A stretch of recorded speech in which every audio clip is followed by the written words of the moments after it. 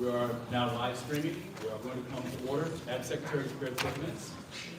Thank you very much. We are now calling this meeting of Brooklyn Community Board 9 to order. Please note the time, 7:12. 13. I want to thank everyone. I stand corrected. Thank you. That's why I'm grateful. I want to thank everyone. I want to welcome everyone to our first community board meeting, our general board meeting of 2026. I want to thank everyone for all the hard work that you've done over the last few months. This really kind of represents a halfway point for us. So there's a lot of work that continues to be done. We are looking to continue to meet, we're looking to continue to have the dialogue to address some issues. And we definitely have issues in this district. So we want to make sure we are doing our job in terms of making sure we get the services we deserve and making sure that we are advocating on the issues that are important to our district. And to all the members of the public, I thank you for joining us this evening. We look forward to your participation, we look forward to your presence and your participation in not only this meeting, but our committee meetings as well, because they help inform the direction of this board and where we need to be. We are going to waive the reading of the rules of order for Community Board 9. For members that are located in the packets, for members of the public, they are available on the Brooklyn Community Board 9 website. I would just remind everyone, very simply, succinctly, all we are asking for is for everyone to respect the rules of order, to make sure we are speaking when you are given the floor, to make sure we are respecting other speakers as they are speaking as well. And even in disagreement, to understand that we can disagree, but not be disagreed. Thank you very much. So at this time, we are going to move now to item 2. This is applications for the New York State Liquor Authority. This evening, we will be hearing from 2 applicants. We have Riconcito Bites Corporation, located at 989 North Green Avenue, crossing Sullivan Place and Empire Boulevard. This is for a new liquor, wine, beer, and cider license and a temporary retail permit. And item B will be Brooklyn Bathhouse, doing business as Zurli, located at 731 Flatbush Avenue, cross streets Clarkson and Parkside Avenues, for a liquor, wine, beer, and cider license. At this time, do we have a representative for Riconcito Bites Corporation? I call for a second time. Do we have a representative for Riconcito Bites? All right, we will continue on the agenda. We'll come back to them later on. At this time, we are going to consider Brooklyn Bathhouse doing business as Zurli. Do we have a representative? Okay, please come to the front. So this applicant presented before the Public Safety Committee meeting on January 8th and received a majority vote to proceed before the board. So at this time, we would ask if you could just keep the remarks to about 2 or 3 minutes. Just tell us about the establishment. Hi, good evening. So we're applying for a license. It's for a small cafe. It's inside Brooklyn Bathhouse. So the only customers who can come to it are guests of the bathhouse. I don't know if everyone's familiar with bathhouse culture, but traditionally food is a big part of it. You go use the sauna, use the pools, and it makes you very hungry. And so we do have a cafe that we're working on opening up so that people can have some refreshments after they use the bath. We do want to have a liquor license there as an option, but we are very strict on the rules. Customers are only going to be able to drink alcohol after they finish the bath and have changed their clothes, because we are very careful about how heat affects people after they've consumed alcohol.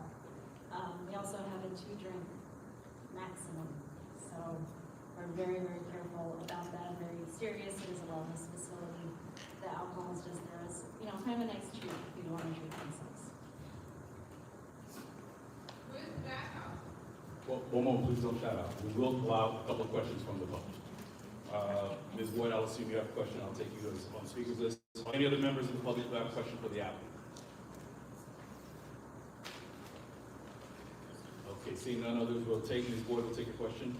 It's on Flatbush, between Parkside and Clarkson. It's the big blue building. Between Parkside and Clarkson? Parkside and Clarkson. Is this new? It is, yep. Yep. Could you tell us a little bit about it? So it's a bathhouse. So what you do, you can get a day pass, and you can come and relax. We have a couple of small spa pools, we have saunas, steam room, we have some spa services available, and it's just for people to relax, and there's a lot of health benefits to sauna, so there's a lot of world cultures that participate in it. The sweat, they believe, releases toxins, it helps with stress. I think the most scientific article I've seen, there's been an NIH study about sauna use and heart disease for people who've had very high stress jobs, rescue workers, doctors, those kinds of people. They studied for several years, and they decided that sauna use really does help lower blood pressure and prevent heart disease as a stress-related issue. Is it a data center? Oh, by data center, I don't know. Use data center for doctors. Oh, no, It's like they're like, no, it's electric. oh, that's a big deal. Yeah. We'll work on that. All right, we did cut off the speakers list. We will take this one last question. We'll allow for you to ask your question. And a reminder to all, please make sure you're recognizing the speakers list, because once it's closed, we are going to lose one. So go ahead, what's your question? What time do you open and what time do you close? Sure. So the bathhouse itself, you're talking about the cafe or the bathhouse? The whole thing, okay. Bathhouse opens at 9 a.m. every morning. It closes at 11 p.m. Except Friday and Saturday, it closes at 12. The cafe will open at 11. It will close by 8 p.m. most nights.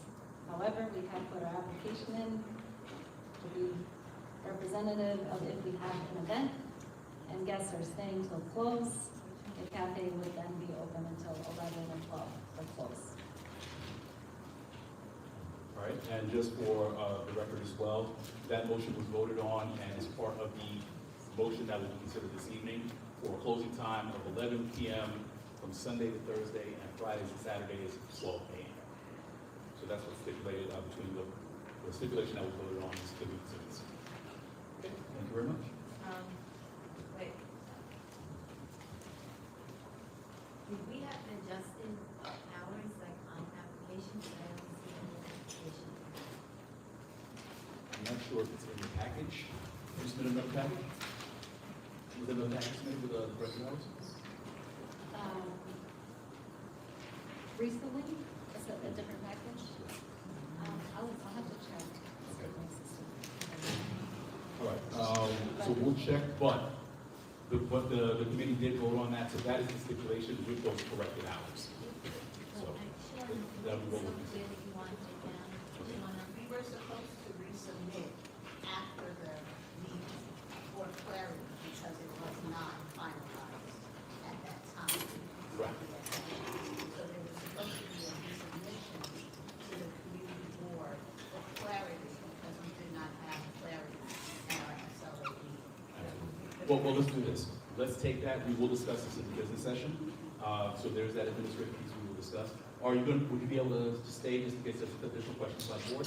Sure, yeah. Okay. All right, so when we get to the business session, we'll entertain the recommendation and if there's additional questions. All right, thank you very much. All right, at this time, we will call again. Is there a representative for Rinconcito Bites?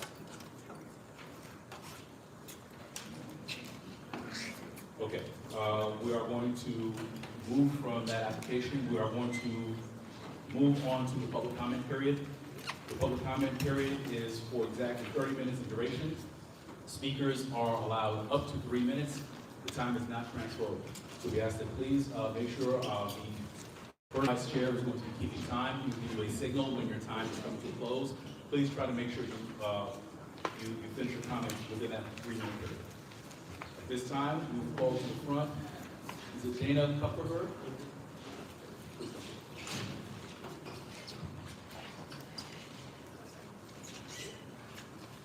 Good evening. My name is David Kupferberg, and I'm a member of Passengers United.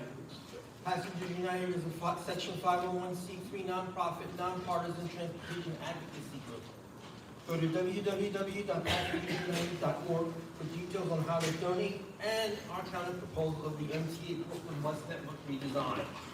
I'm always to advocate for transportation issues based on what the people want, not what we think the people want.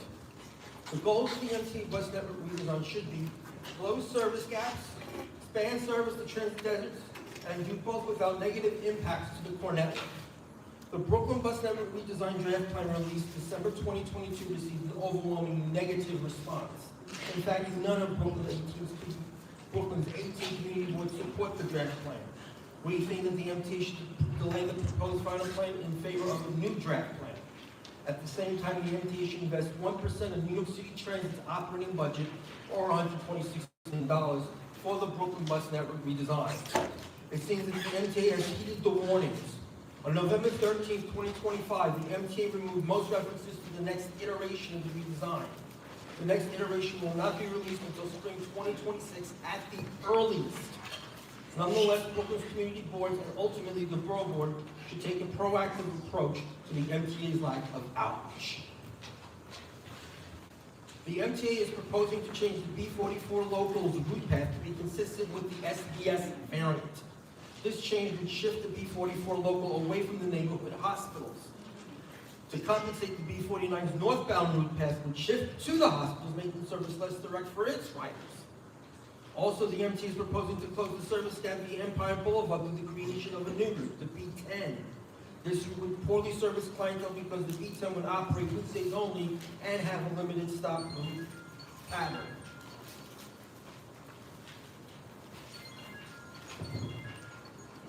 Before it was discontinued in June 2010, the B71, which operated the Eastern Parkway and Union Street, was a growing service. The ridership increased by 29% in 5 years, yet it was discontinued despite overwhelming community opposition. It should be restored. But extending the B71 to downtown Manhattan via the Q Carrier Tunnel would be a logistical nightmare. Better off sending the B71 to the Brooklyn Cruise Terminal, a known transit desert. To the MTA and their service planners, get to know the neighborhoods before you come to the public. Go back to the drawing board. Thank you. Thank you very much, sir. My apologies. David. Okay. All right, next we have Tony Williams.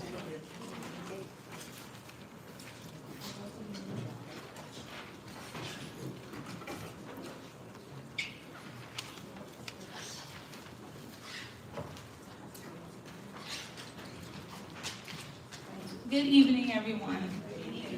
Thanks for coming. Can you hear me? Yes. Okay. How many minutes is this supposed to be? 3. Okay, I'll try. Okay, two big issues that I have. First one, the lottery, the New York State Lottery. It was created to support education, but I do not see extracurricular activities for our kids. I know that the community board does not determine school budget, but the community board passes resolutions. Also, they have the ear to councilmen, and they host public testimony. Something needs to be done. There needs to be some type of investment in activities for our kids. Our kids are bored. Our kids are bored. They need something to do. When at my job, I work Eastern Parkway in Kingston. The Hasidem has CT, I think it is, and a lot of kids are there doing different activities after school. We need that in our community. Second issue I have, housing, affordable housing. Affordable to whom? AMI was developed over time to see who was eligible for affordable housing. I guess that's how they measured who was, the federal government measured who was, who got housing or who was eligible. It's not working anymore. In Crown Heights, you have home health aides, you have paraprofessionals, you have retirees on fixed income, you have security guards. $36,000 to maybe $95,000. $1,800 rent is not affordable. Everywhere you look in Crown Heights, there's places being built up saying affordable housing. But affordable to who? How do we, what can we do? How to get people who can afford it to be able to move into these places, because Crown Heights feel like we're being priced out. And feel like we have to move to areas like Far Rockaway or places below sea level that's disinvested that we don't want to move to. Especially for people like me who's lived in the community for 44 years. I cannot pay BJ membership, laundry, and $1,800 rent. I can't. And still be able to pay for the buses because I got a raise on my job. And Hawaiian bread went up, the Metro card went up, everything seemed to have went up around this time of getting this raise. So people like me who do get raises on their job or bonuses, the money's gone. So what can we do? What is the resolution for affordable housing for all of us? Because it's not working, the AMI is not working.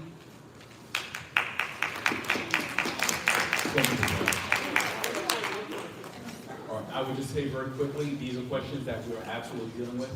And just off the bat, in terms of for education, we do have an Education and Youth Services Committee that is active, so we would invite you to come to those meetings as well. And especially for housing, affordable housing, absolutely a challenge that we are dealing with. So I would invite you to come to our housing and land use committees as well. So please, if you are not already on our listserv, we send out the dates for every month of when those meetings are happening. More than invited, and please bring friends. Thank you. All right, at this time, we'll call up Ms. Alicia Boyd.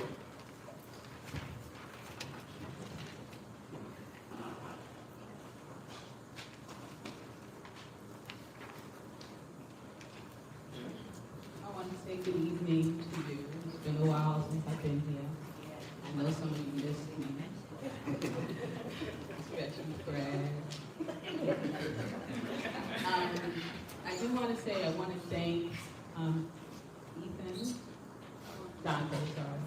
Dante and Fred, because we were able to get a hold over that U-Haul situation. I want to thank you for reaching out to the police precincts, and the U-Hauls are now out of the neighborhood, and that area is now safe again. So I want to thank you guys for helping in that space.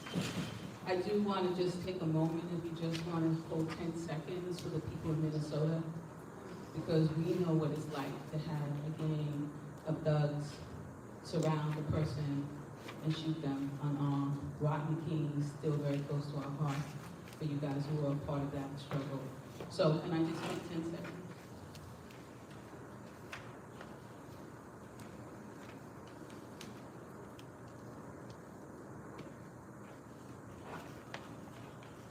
Thank you. I know you would appreciate that because you know we're all in this together. I'm here just to let you know that there is a really serious issue in our community. There's a contaminated site that was found lead, mercury, PHS on the site itself. It was a part of a brownfield application program. And what we found is that instead of the site being remediated like it was supposed to be, the developers went ahead and did the destruction of 2 buildings and basically contaminated the community. We filed a lawsuit because that's what we do. And we now are in court. But we're trying to get the judge to put a temporary order to cover the site. Now, I gave you guys, and I'm not sure if you guys got it, so if you can pass that down and give it to you guys. On the back, there's a map, and anyone who lives within that 1 mile radius could have been affected by the exposure of lead, mercury, and asbestos during the summer months, and could even now be doing it because they have not remediated this site.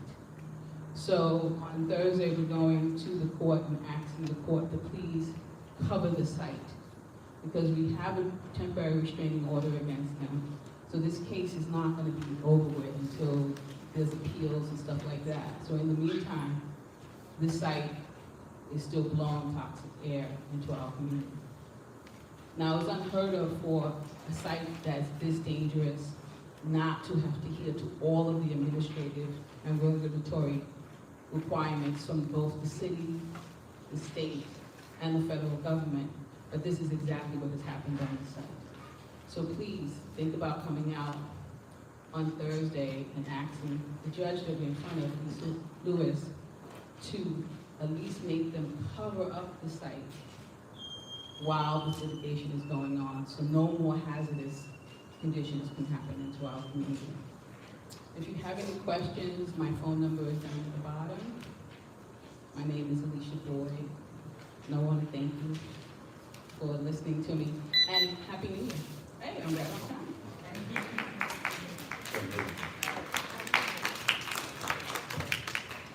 Okay, we are going to hear from Member Kat Pacello. Before we begin tonight, I would ask if there are any elected officials or representatives of agencies who haven't signed on the list. When I get to the end, we'll acknowledge you, so just let me know that you're here, and then we'll give you some time to speak greetings to the board.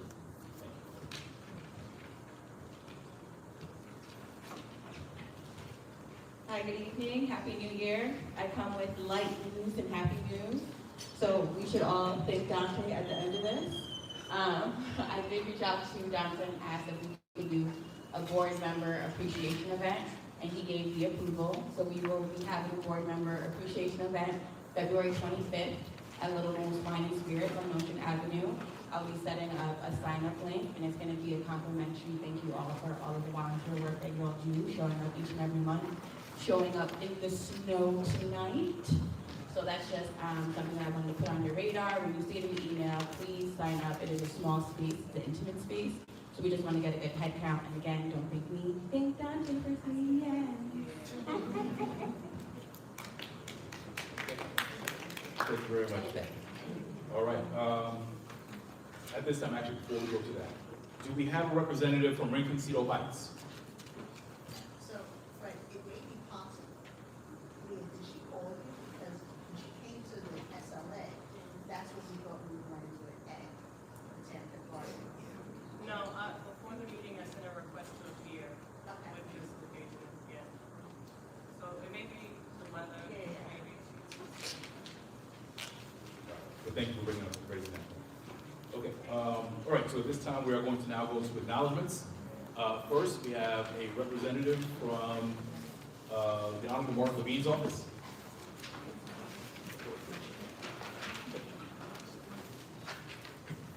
Thank you, Chairman.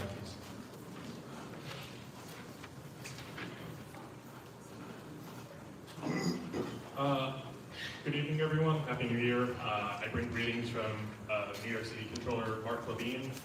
Just a quick update from our office that we wanted to share. Controller Levine recently announced that the city is facing projected $2 billion budget shortfall in the current fiscal year, FY26, and a $10.4 billion shortfall in FY27, which starts in July 1st of this year. So this leaves a total of a $12.6 billion budget gap through FY27.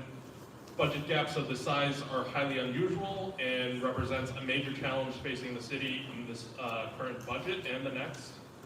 Though there are challenges facing our economy, particularly in the labor market, and this shortfall has not been caused by economic pressure. Revenues driven by tourism, Wall Street, and other factors are contributing to a strong growth revenue. Controller Levine pointed to budget practices of the previous administration, including the failure to adequately budget for known expenses like city vouchers and uniformed overtime and much more. So what this means for the city, budget shortfalls of this size at this point in the fiscal year are highly unusual. The controller and his team are in the process of assessing the state budget proposal and will be reviewing the city's preliminary budget once it's released. All options must be on the table. He will be working through the state and the city budget processes to ensure that our budget meets the needs of New Yorkers.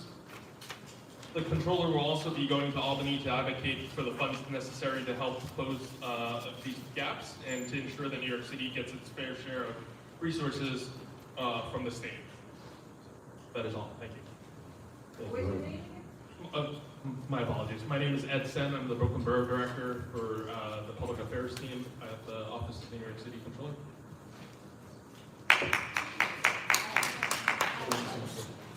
We really can't, we gotta go through. But Mr. Sen, Yes. will you be able to leave your information? Yes. Yes. So we'll make sure, so the members of the public who wish to get to Mr. Sen, we'll make sure that his information is available. All right, at this time, we have a representative from Congresswoman Yvette Clarke's office.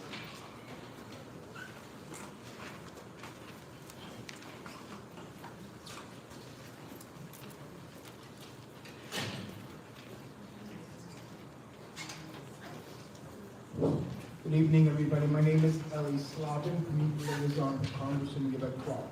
So first and foremost, if you go to clark.house.gov, you'll see all the activities, bills being co-sponsored or sponsored by the Congresswoman. It's all on our website. Take your time, please, so you know what's going on in DC. We're located at 222 Lennox Road between Rogers and Ostrin. Our number is 718-287-1142. We handle all federal issues, and of course, for the local representatives, when they need our support, of course, the Congresswoman is there. It's something that's to her liking. She feels that's good for the community. She supports them. There's some people planning their trips, their vacations. So last week, I know the group of young ladies who were having a gathering, a reunion, and going to Mexico. And the 3 of the 10 had no passports that are valid for 6 months. So it becomes, they were traveling within a week. They called our office. So we do have an in with the passport office in Lower Manhattan. So please, if you do have an issue with your passports, reach out to us so we can assist you with those passports. And just for your own peace of mind, make sure that your passports are at least 6 months valid. I left on the table, now what's going on in the world, I don't have to tell you. When you travel, it's good to register what we call Take a Step. It's Smart Travelers Enrollment Program, where you are in touch with the embassies and the consulates. So God forbid, if there's an emergency or you need any help, you can reach out to them, or at least they can reach out to you. So I left flyers on the table right over here. That's about it. I want to wish you all a happy, healthy, and safe new year. And again, any federal issues that you need assistance with, or you know somebody who needs assistance, please do reach out to us. And then just one more thing, in addition, we have now 2 satellite offices in the Flatbush area. We have one in Borough Park, one on Avenue M at Cogent. So if you again need, somebody who lives out in that area, we route there 4 times a month. So please do call our office so we can direct you. And again, good night, stay safe. Thank you very much. All right, we have a representative from Senator Zelma O'Malley's office.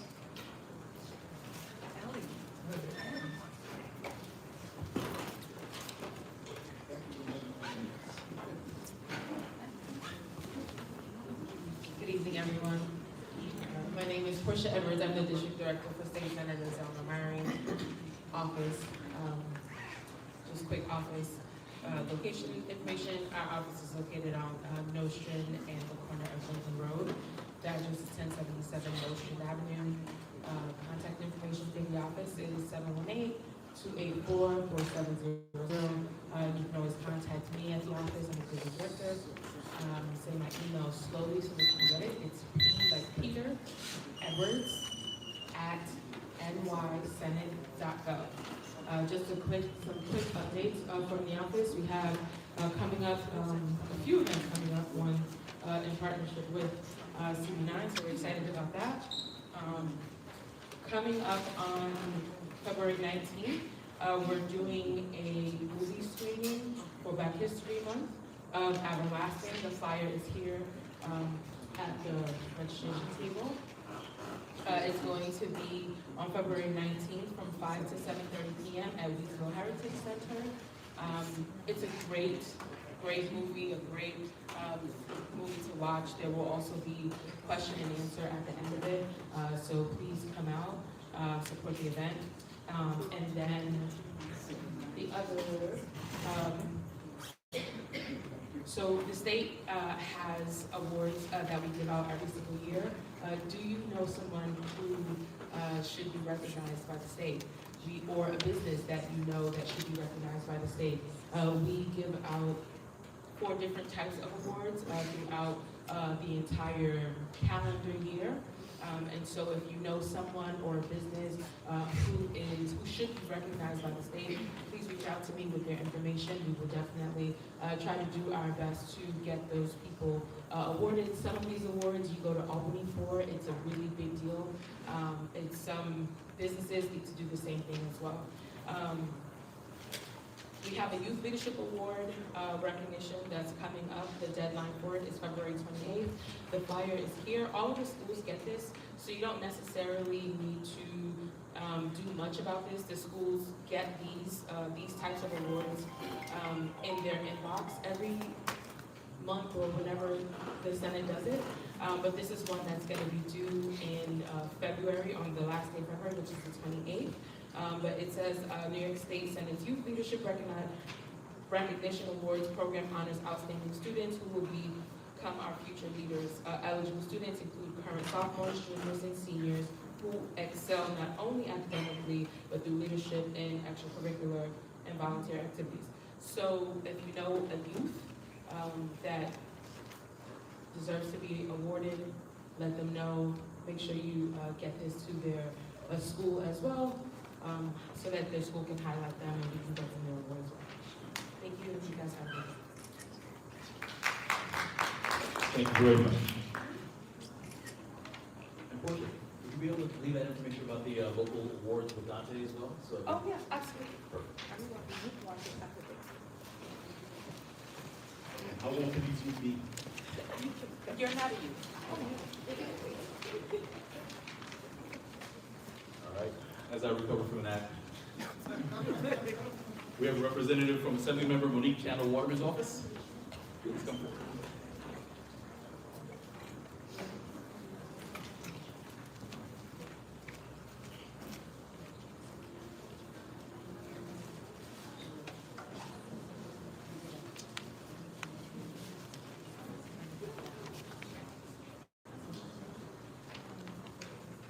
Chair of the board members, invited guests, members of the community, everyone, good evening.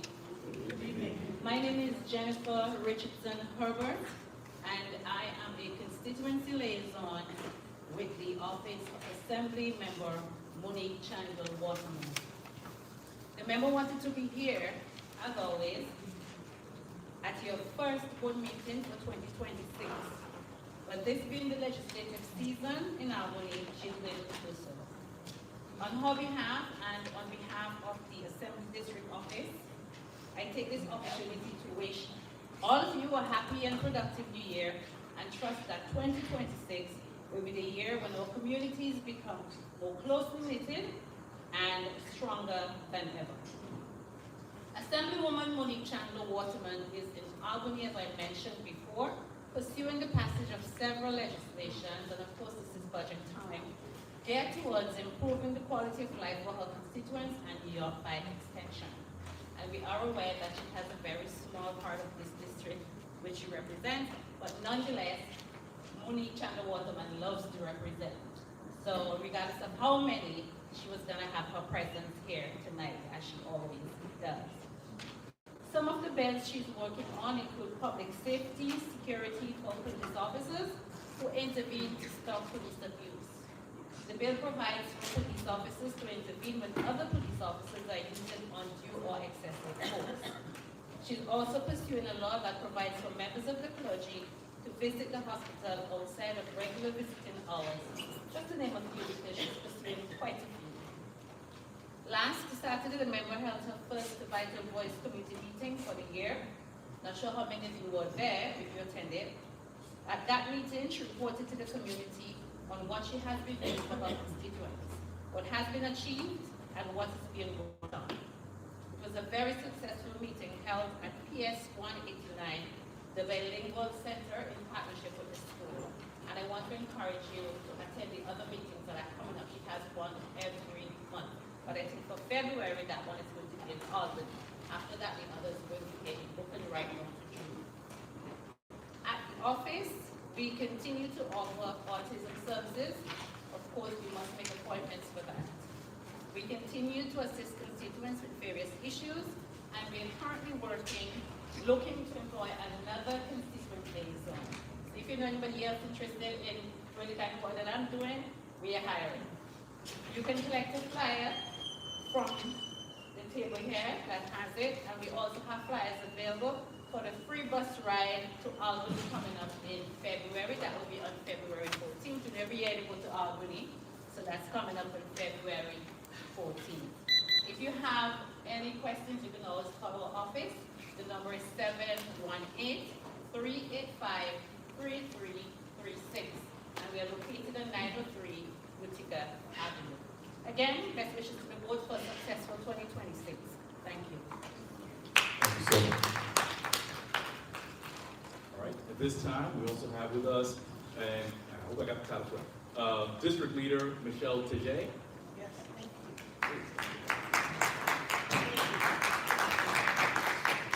you. Thank you to the board. Thank you, Mr. Manager. Appreciate you.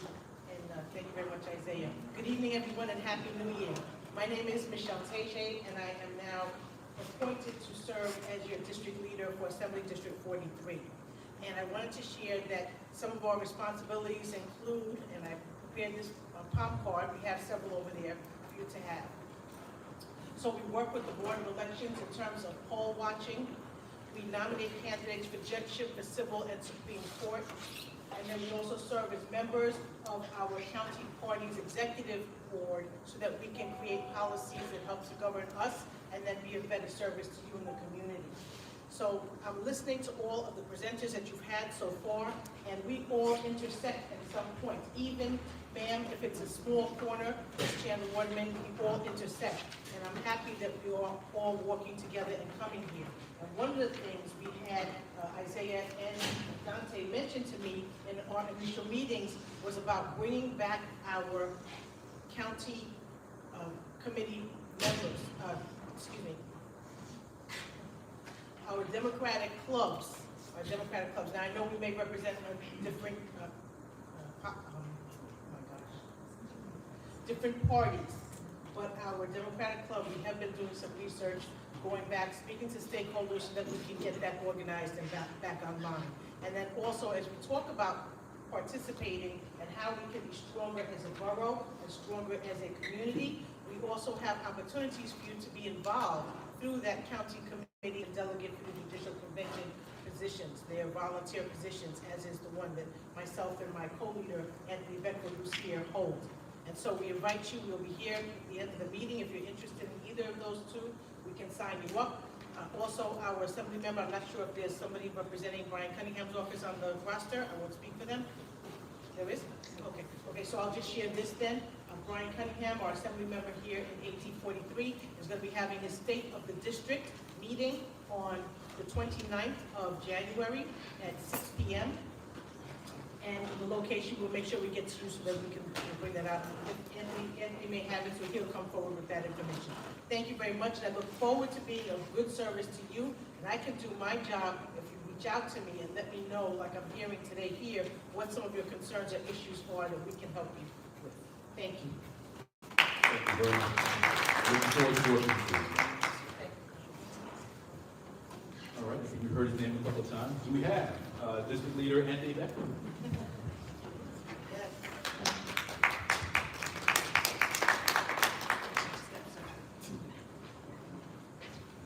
Good evening, everybody.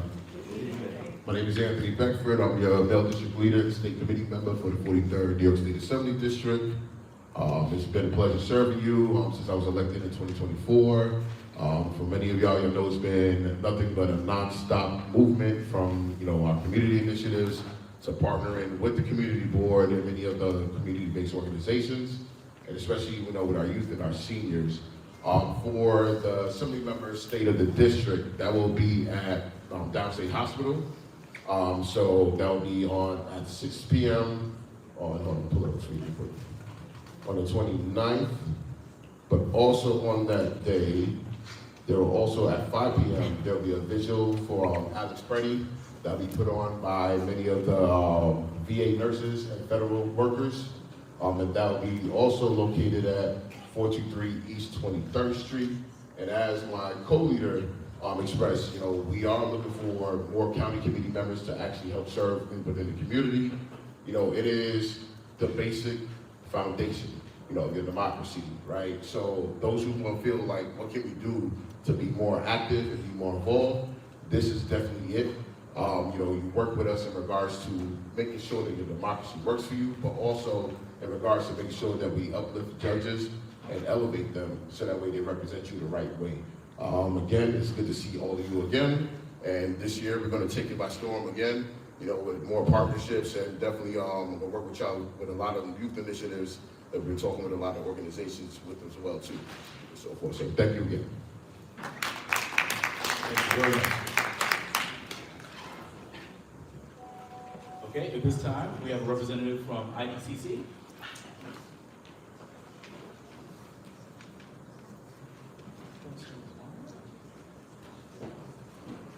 I know I saw it previously. We'll do this. You guys step out, we'll come right back.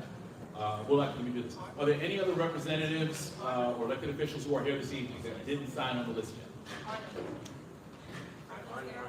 Arnica. Okay.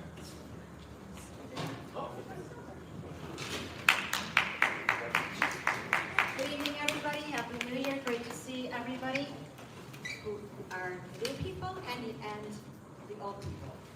I mean, the people who always like this. Great to welcome everybody. My name is Mara Lipkin. I'm with IDCC. This is your local mental health hub.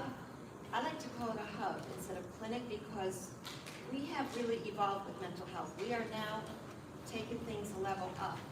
It's not just about mental health and counseling, but today we see things a lot more holistically. So we are bringing in case management. We have peer services. We do substance use all in one place because everything is related and interrelated. So our clinic is here on East New York and Utica. There are 5 IDCC clinics. I'm part of something called Connect, which started 4 years ago. That kind of got the ball rolling with Department of Health, where we started adding on, we started with benefits, vocational, food insecurity, but now it's evolved into something bigger called CCBHC, which is Community Certified Health Behavioral Clinic. And so when you walk in, they do an assessment, and what do you need? Do you need just counseling? Do you need help with your rent? Do you need help with benefits? With food? So it's a one-stop shop, and there's really a great opportunity here. The LSA team is expanding also. That's our substance use team, and they're excellent, and they meet you where you're at. They have services again in medication management. They have peer services, and they have groups, so it's a really great all-encompassing program. I have some flyers, not a lot today, but I'll pass out what I have, and I'll bring more next time. I'll come around if anybody has any questions, and looking forward to a great year ahead. Thank you so much.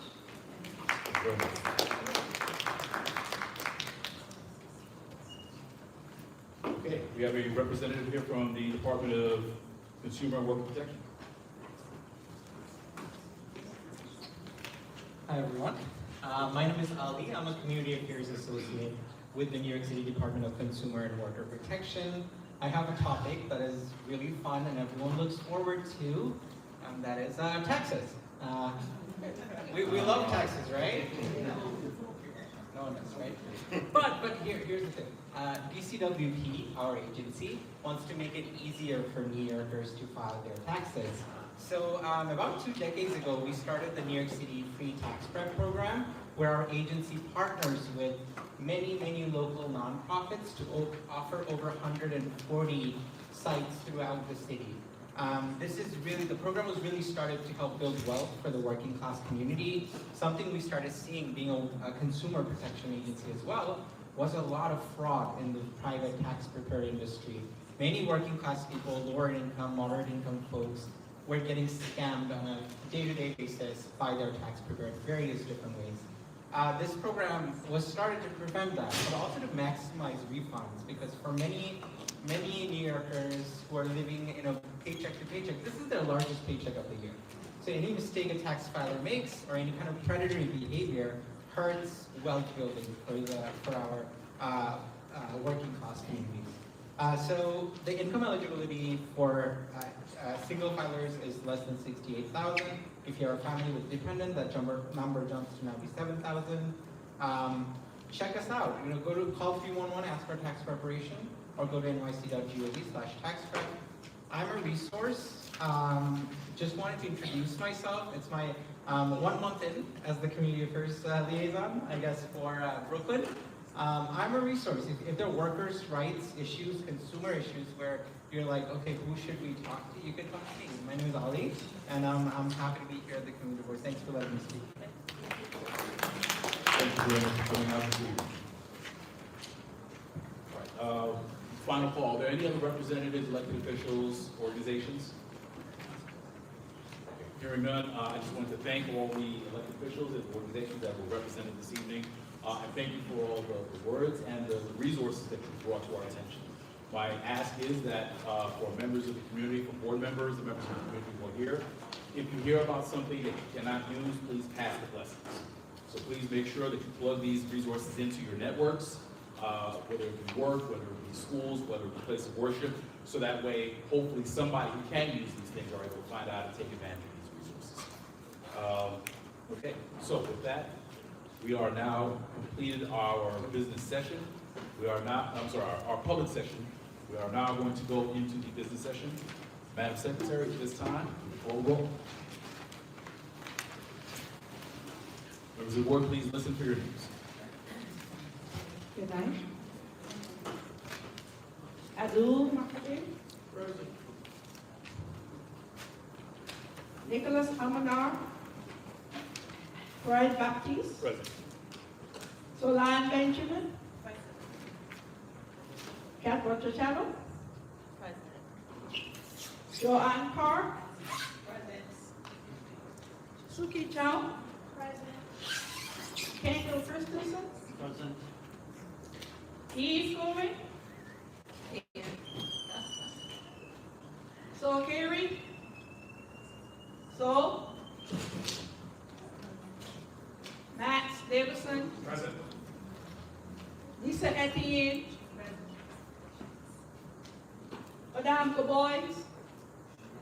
Madame Gabois.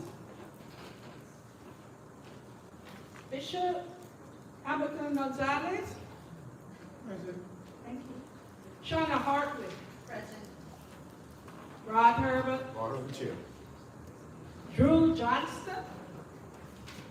Drew Johnston.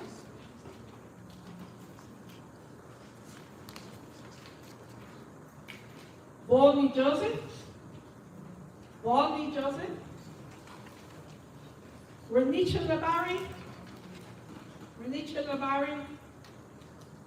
Mina Legote. Present. Francisco Leopold. Present. Christian Lavoy. Here. Andrew Magnus.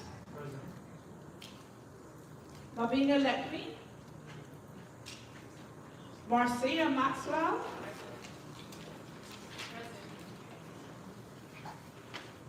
Vanna Mears. Vanna Mears. Rohan Minon. Rohan Minon. Lati Muching.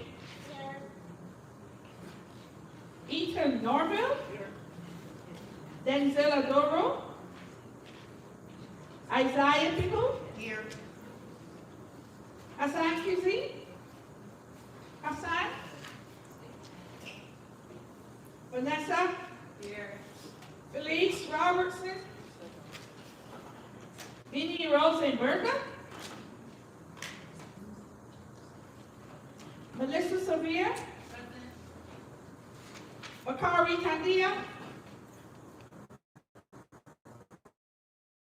Joshua Thomas Serrano. Present. Abigail Tim. Present.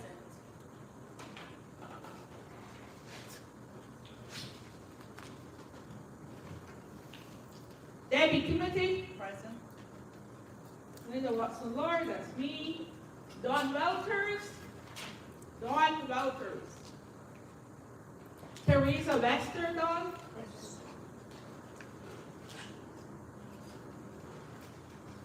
Joyce Williams. Lorianne Wilson. Steve Zelter.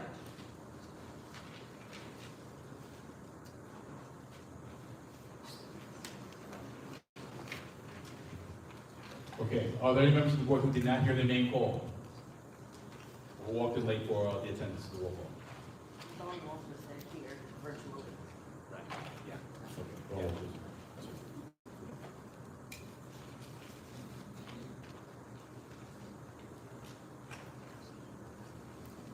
All right, as the secretary of the account, I would just ask very quickly, members of the board are able to review the general board minutes. We are going to do the approval of that momentarily once we confirm the form. Looking ahead as well, I would also ask if there are any committee reports to be given. The committee reports have been given as part of the package. If you are chair and you have a report to make, we'll have a minute to give that whole report. There are announcements or major initiatives that the committee is working on that you need to inform the board about. All right. Given the fact that we have it's inclement weather, it's sloppy outside, we want to do our best to try and make sure we are expeditious this evening. So I ask all board members, work with me, we're going to try and get this done as quickly as possible to make sure that the conversation happens. Okay? We do have a quorum for our meeting, 33 members present, or 46 membership vote. All right, we have a quorum, we've established a quorum. All right, item number 2 in the business session is the approval of the December 2025 general board meeting minutes.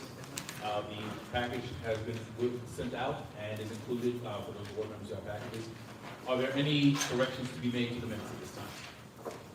Yes, we're good, we'll see you.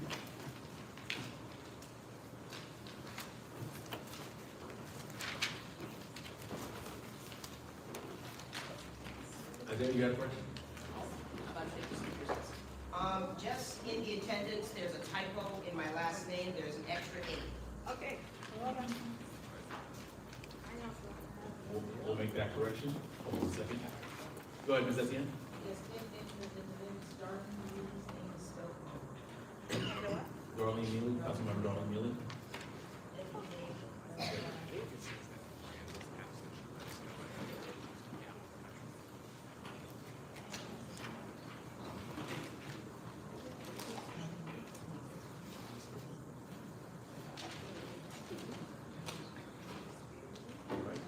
Making that correction, we're making that correction as well. Are there any other corrections to be made to the agenda? Yeah, I'm sorry. There was the representative from the Brooklyn Borough President Office, and she did not give us a signature, but I remember when she was speaking, she called her first name, so in the minutes, you would just see a first name for that person. If she was there, she was able to help us out with the correction, but she's not here. So that would have been the correction.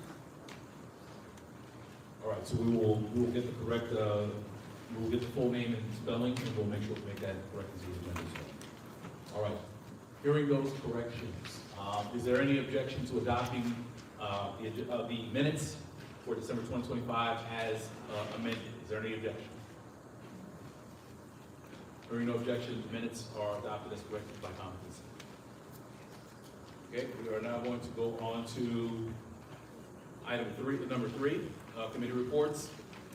Are there any again, the committee reports have been submitted. The only action items we have for this evening are the voting session with the 2 SLA applications.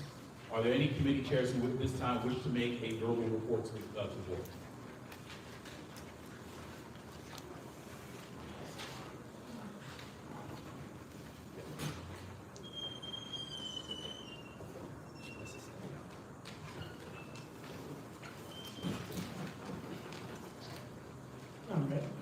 Hi folks, I'm Ethan from the community division, and I wanted to make a quick announcement to say that we'll be tackling a lot of issues related to the Brooklyn bus redesign from here on out.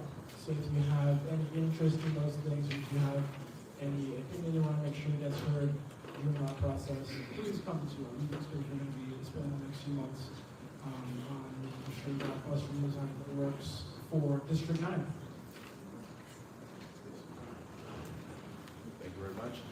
Just a very quick update from public safety. Per the training that we received from SLA, one of the changes that we're making operationally is that we are not going to be considering the renewal applications. They will not be coming before the board. We are going to be putting out notification that the renewals are happening, but because of the information we received from SLA in terms of they are not considering the recommendation of the board, they are only looking at formal complaints that they receive directly through their portal.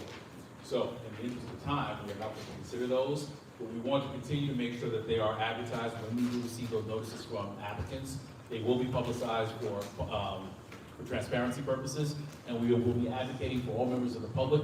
We'll be setting guidance with that. So if you have complaints with a particular establishment, on the process to register complaints, so that way they go directly to SLA, so that way they're able to address those when they come up for renewals.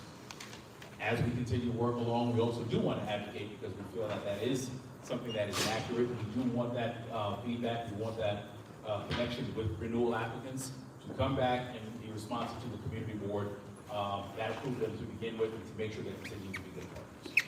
So that is going to be continuing conversation. At this time, do we have someone from the Education Library Committee?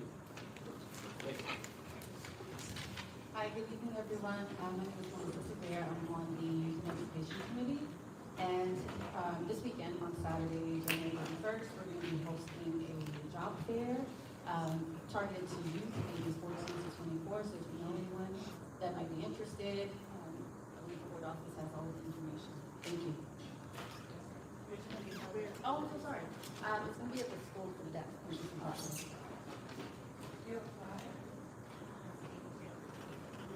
Yeah, we have.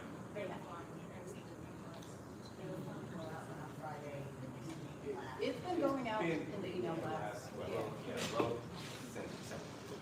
Saturday, right? Yeah, it's Saturday, 10 a.m. To 1 p.m. at the School for the Deaf.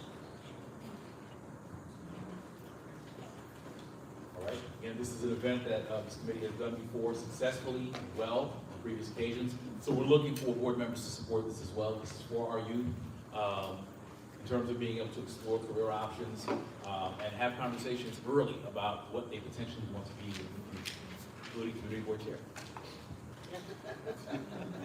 Who wants to be there? All right, at this time, that concludes our committee reports. We are now going to go to the district manager. Good evening, everyone.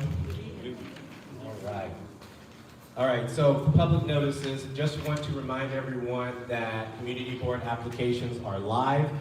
The deadline for applications is February 6th, and there is no expectation that they are going to extend it. So if you are up for renewal, you should have already received correspondence from Borough Hall directly. If you are unaware, please call the board office, and we will let you know if you're up for renewal. The 2026 United Airlines Half Marathon is scheduled for March 15th. Please prepare in advance for the typical disruptions. We already have a flyer in the e-blast. We'll continue to blast that out accordingly.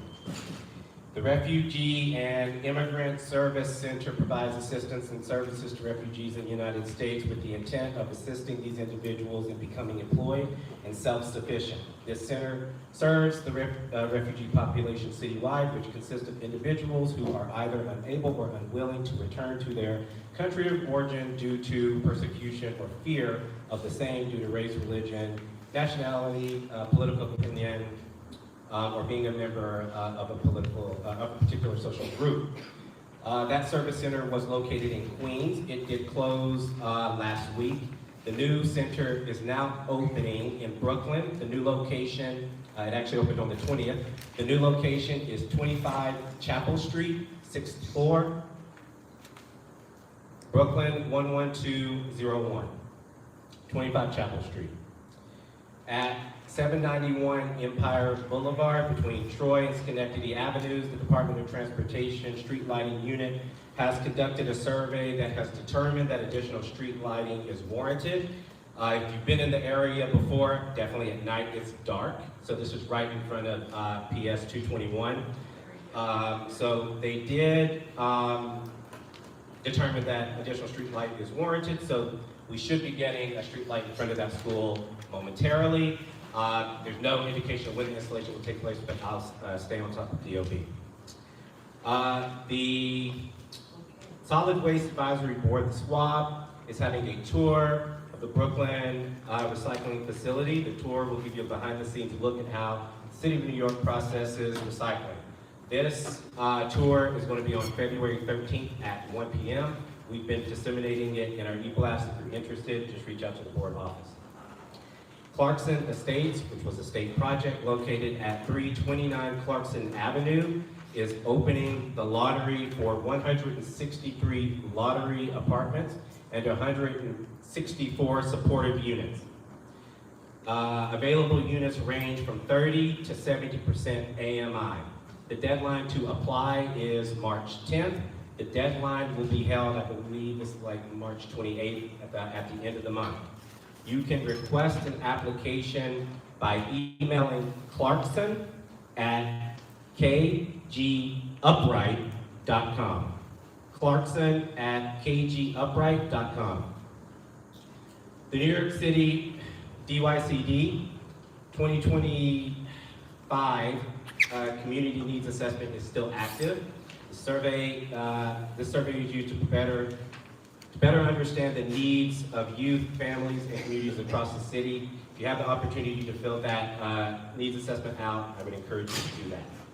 Some public hearings. Community Board 9 will hold its annual citywide statement of needs for FY 27-28 on February 18th at 6:30 at the board office. The primary purpose of this is to inform, of the document is to inform communities of the city's facilities and needs in specific communities. The Department of Sanitation is proposing to amend its rules to include the implementation schedule for the Midtown South and Staten Island commercial waste zones. I will explain in a second. To create application process for infrequent generators of commercial waste.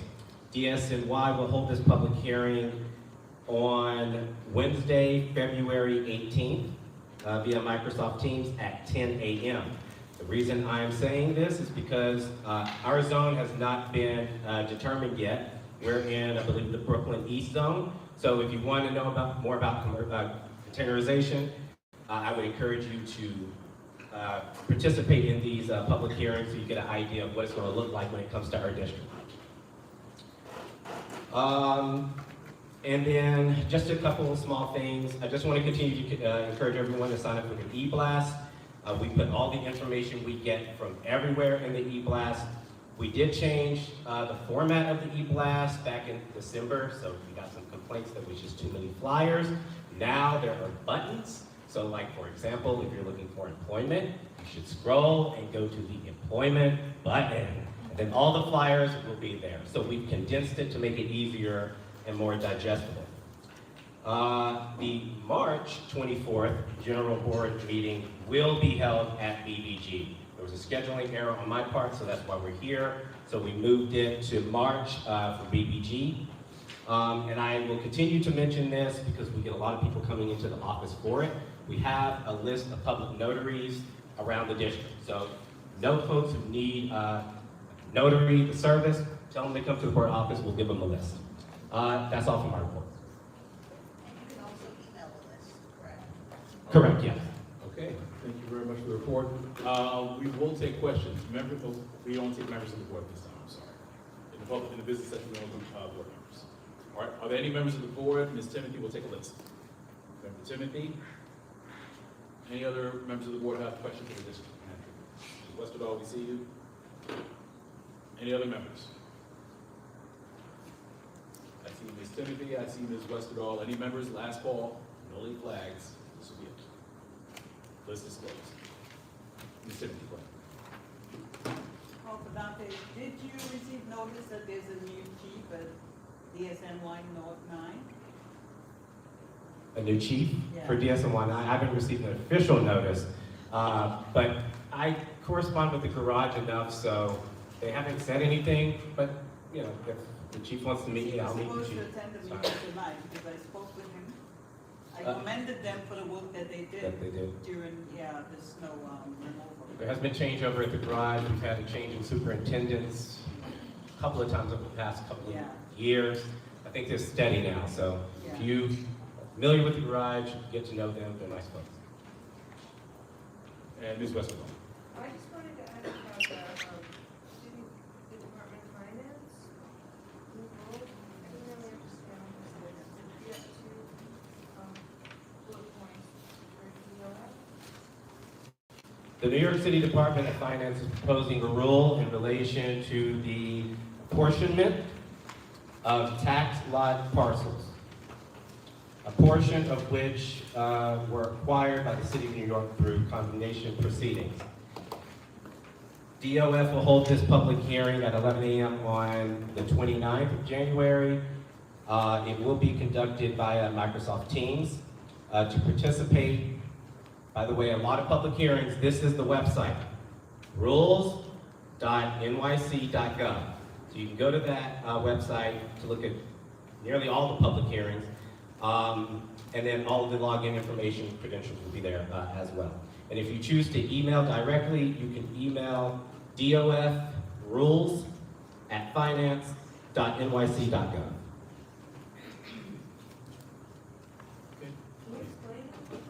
I'll be honest, I don't own anything, so this isn't. Yeah, just a picture. Yeah, well. I know, I'm going to study it. Please study it. I also want you to understand, things come into the office, I want to get it out as fast as possible. Not everything is applicable to me or to the board, and I don't have time to read everything. So I put it in, I would hope that you all read the information that is disseminated from this board, and if it strikes you as interesting, bring it up. Thank you. Thank you very much. All right, we're going to now move on to the next item, Chairman's report. This is going to be a very brief, not even so much of a report for this evening, board update. I apologize I wasn't able to prepare a formal report for this month. I've got a couple of personal issues I've been dealing with. But I did want to have a couple of items I just wanted to make sure the board is apprised of. First, I want to thank Mr. Sen again for coming from the Controller's Office. Bringing very bad news. No, but that's the things we need to hear. So I think it's important that we understand that there may be budget constraints happening as early as this fiscal year. So the next 6 months or so are not certain, and there may be monies or services that may not happen. So I wanted to be very conscious of that in terms of as we're moving forward. That could also include community board budget. So that is something the district manager is monitoring as well in terms of what's going on with that. And if we are apprised of any other impacts potentially, we will make sure that we pass that news on as we can. So just stay tuned. As I say that, the one thing I did want to discuss or bring up very quickly was the community fair. But again, I think that we are starting that planning. It's always a great opportunity for us to get together as a community, to share what resources we have, to share the work that the board is doing. So that conversation is happening right now.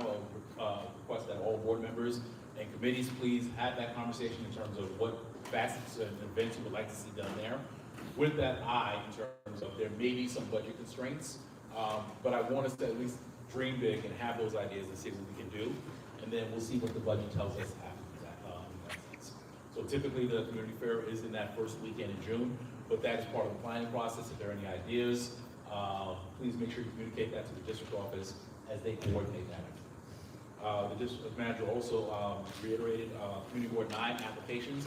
If you are a member of the board up for reappointment, remember, your application is due next week.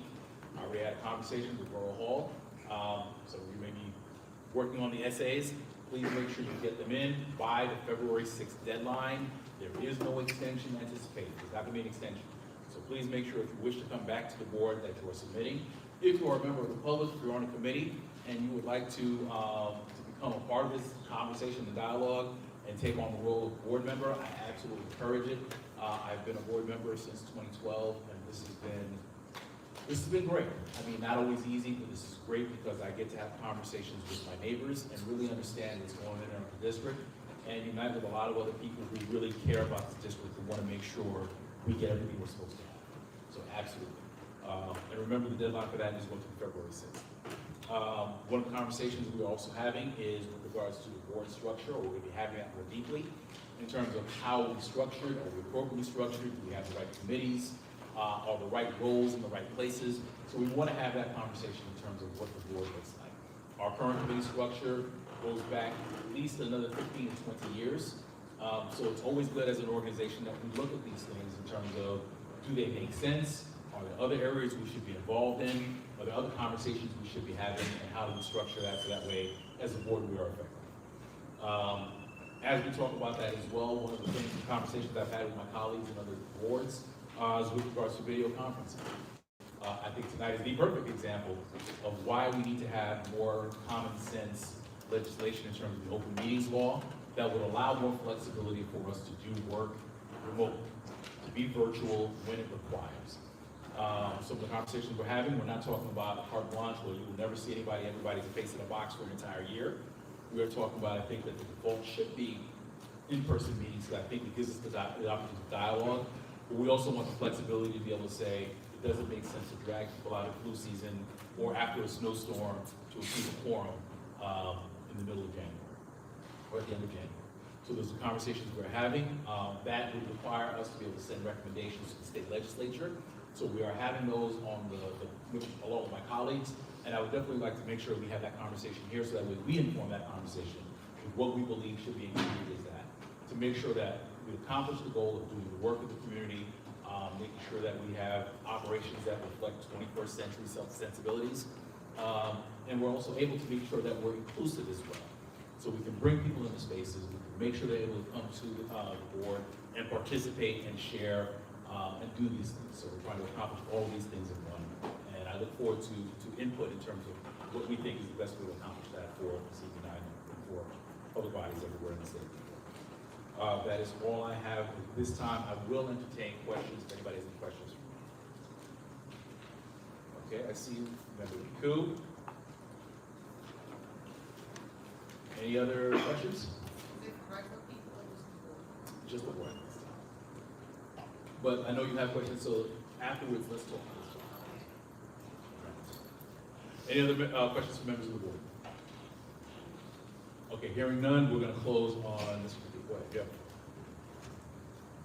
Thank you. I'm just curious to hear more about how the whole conversation around the structures and the bylaws is going to happen. Is there going to be a committee that we convene in order to review that? Is that going to be a discussion that you're going to seek recommendations from each committee? I just want to know what the structure for that is going to be, and also what is the timeline that we're looking at to get for that conversation to happen and for those recommendations to come out and to make actual amendments to bylaws. Thank you for the question. So what I do want to do is, I want to make sure that we're looking at the time and we're respectful of that as well. A committee is always a great way to do that because it's focused, but it's also more time that we're asking for people to come in and do that and commit, and I know that the schedules are jam-packed. It may be that we may solicit input in terms of what do we feel are the areas we want to do. So it could be the form of a questionnaire that we send out, the subsequent meetings to talk about what the input is. So to answer the question, we don't have that yet, but over the next 2 to 3 months is absolutely the time that we want to do this. We want to make sure that we're able to have the conversation and hopefully vote on this before we adjourn for the year. So that way we can come into the next board year with the structure fully contemplated, ready to go. We will staff committees accordingly, and if there's any changes that we need to make, we can make those and have everybody and train people when we come back in the next board year so that everybody's on the same page. Thank you. All right. Okay, so with that concludes the treasurer's, I'm sorry, the chair section. We are now going to go on to the voting session. Okay, yes, thank you. So we are now going to go into the voting session. So for this evening, actually, let me make one final call. Do we have a representative for Rinconcito Bites this evening? Okay, seeing as we do not have a representative, what I will ask for up front is there any objection to tabling the consideration of this application to the February meeting? Is there any objection? Hearing none, Madam Secretary, please note item A. Yeah, item A, vacancy or vice table until the third reading. Thank you very much. All right, at this time, we are going to consider item B. Again, so you heard from Brooklyn Bathhouse, doing business as Zorley, located at 731 Flatbush Avenue. Cross streets of Clarkson and Parkside Avenue, so they're on that southern end of the district. This is for a new liquor, wine, beer, and cider license. You heard the applicant present this evening. They presented to the Public Safety Committee. The recommendation of the Public Safety Committee was for a letter of no objection to the approval of this application, with the stipulation of the hours being from, sorry, hold on.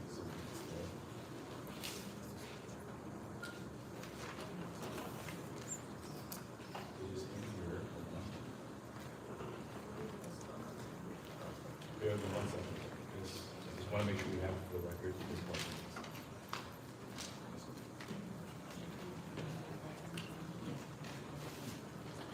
Okay, I see.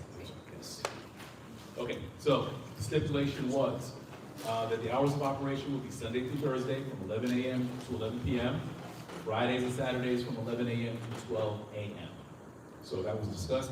Additionally, we had a condition for that application to be amended and submitted as part of this package.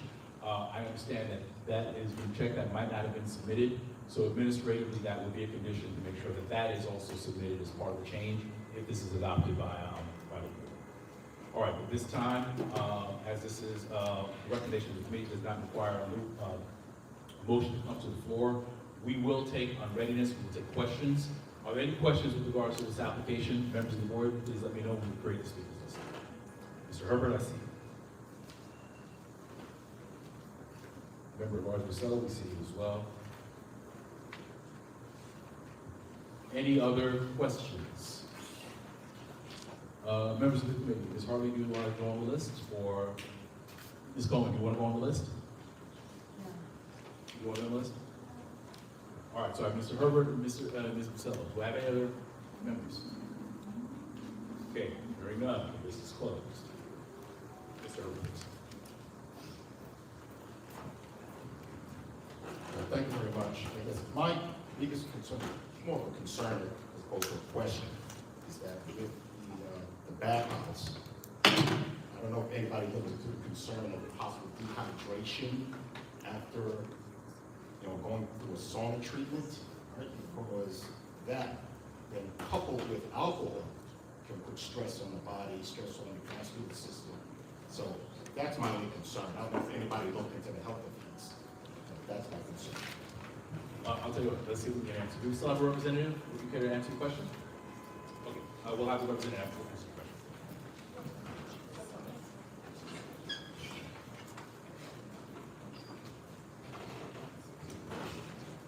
So I'm happy you asked that, because that's a big concern of ours as well, and it's something we really took into consideration. We're gonna have two very strict rules. One, you're welcome to come up to the cafe while you're using the bath, but you cannot order an alcoholic beverage unless you have completed your bath. How we control that is, if you are going to order alcohol, you must change your clothes, be prepared to leave the facility after you consume the alcohol. If you are planning to come up, grab a snack, go back and do more sauna, you cannot order alcohol. And our servers are looking to train for that. We have a general manager, the general manager is here tonight. She supervises our staff, make sure that everyone follows those rules. We also have a water fountain that is available in our cafe for people to use, and our servers are instructed to bring water to the table regardless of whether they want it or not. So those are the controls we have for dehydration. We also have a drink limit. This is not a place that you can come and consume a lot of alcohol and get lit. This is more, you come, you relax. If you want to have a drink, you can. We get a lot of requests for, bachelorette parties, those kinds of things, where someone might want to do a toast. So we do need a liquor license for those situations, and that's really why we have it. But we are strict about that. Ms. Priscilla. I just have one quick question with the correlation with mango seed. Is it like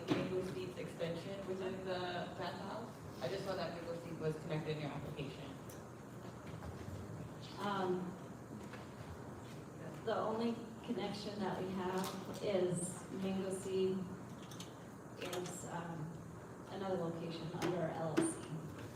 So the chef that created that menu is the chef that creates our menu, but they are separate businesses. That's why they're separate applications.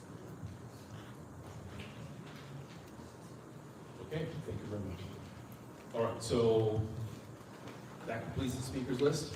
So we are going to call the question. So the recommendation on the floor is for a letter of no objection to be sent to the State Liquor Authority for,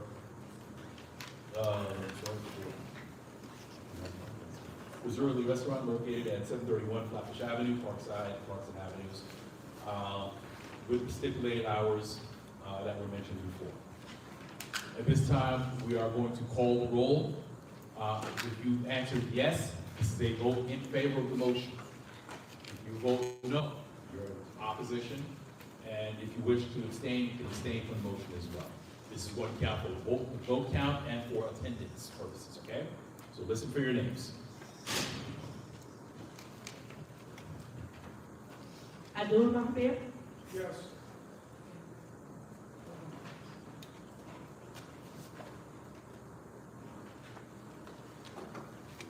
Nicholas Almadar, Brian Baptiste, Yes. Solan Benjamin, Yes. Kat Ocello, Yes. Joanna Carr, Yes. Suki Chung, Yes. Kendall Christensen, Yes. Eve Bowie, Come back to me, please. Eve, Can you come back to me, please, Leanne? so carried. Max Davidson, Yes. Lisa Etienne, Yes. Madame Dolores, Bishop Gonzalez, Yes. Shauna Hartley, Abstain. Rod Herbert, Rod Herbert's a no. pardon? No. Drew Johnson,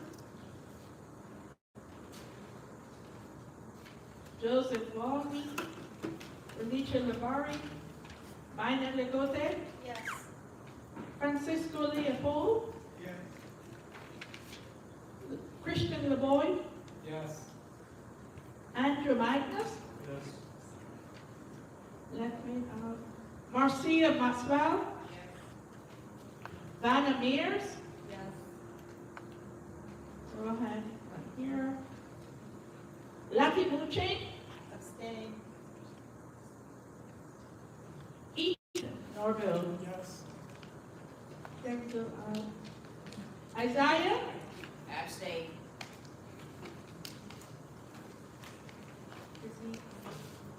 Vanessa, Yes. Felice Robertson, Melissa Severe, Yes. Melissa, Yes.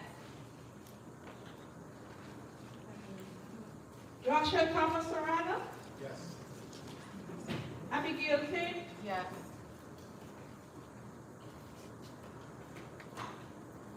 Debbie Timothy, Abstain.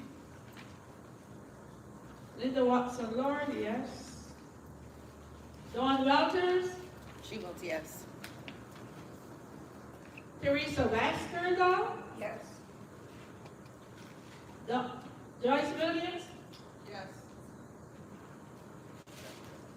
Lorianne Woosley,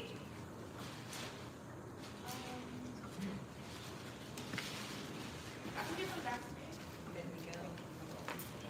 Micah Bat, Eve Cohen, I'm gonna abstain. Eve, Abstain.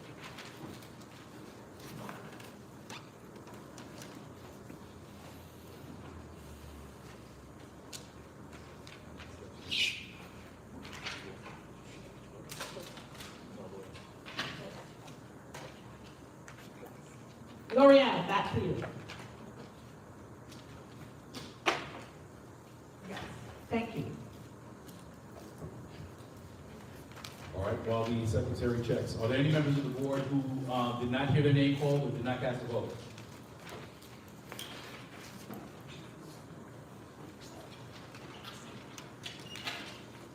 as we do this, well, actually,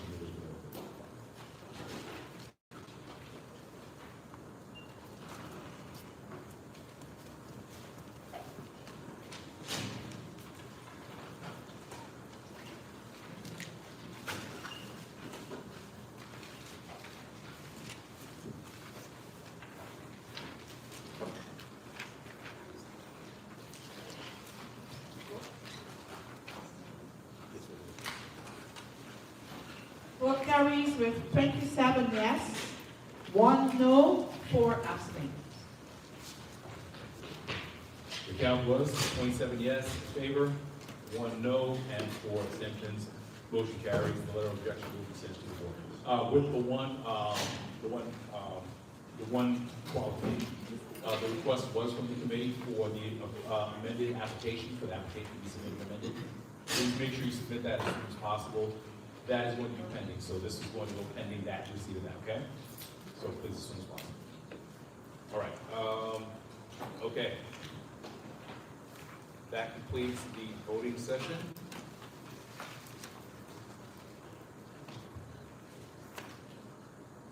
All right, that completes the voting session. Is there any new business? By new business, we are talking about matters of immediate concern that we need to consider this evening, or matters that need to be referred to committee. Of any new business items? Yes, let's go. No, once the general committee take into consideration if the specific committee votes in a specific way, does the general committee take into consideration why that would be? Because 3 members of this committee abstain from voting, but everybody else here that's not part of our committee voted yes. I know with the exception of 1 no. So it's a question. You know, it's a question that if transportation committee is just come up now, and I see that 3 members of the transportation committee is abstaining, I'm gonna be curious why am I saying yes? Okay. Very quickly, while I understand, let's go by what the information the board has. The board had a recommendation from the committee to approve, to approve the application. With 1 abstention. With 1 abstention. And with conditions. Correct. And That were not met. Right. There was 1 condition with regards to the amendment of that application. We have a stipulation, which is what we voted on, in terms of, unless this is the hours, they cannot, this is what it's voting on. And Okay, just to finish the point. And this is the reason why I asked. Members had something, this is the point you wanted to bring up, that's why I asked you. Do you want to be on the speaker's list? Because if you had a specific objection, that's what you have to voice. You can't read your mind by your vote. Because it's too late by that time. Okay, fair enough. Okay? All right. I absolutely understand that. And I want to make it very clear. I mean, we always respect the work of the committees in terms of, yes, you're the ones doing the legwork, you're there in the rooms. That's why we need to have these arguments, that's why we need to have these conversations. But even with that being said, the board may say, you know what, we want to vote somewhere else. The best we can do is make sure that the information that is required for the board to make an informed decision is there. More often than not, it'll go our way, it doesn't always. So I just want to make sure we put that out as a conversation in terms of how we proceed. Okay? Yes, Ms. Hart, we'll take your question. To piggyback off of board member Owens, I think also a lot of times in regards to SLA, we are probably extremely diligent because a lot of what we work on is public facing.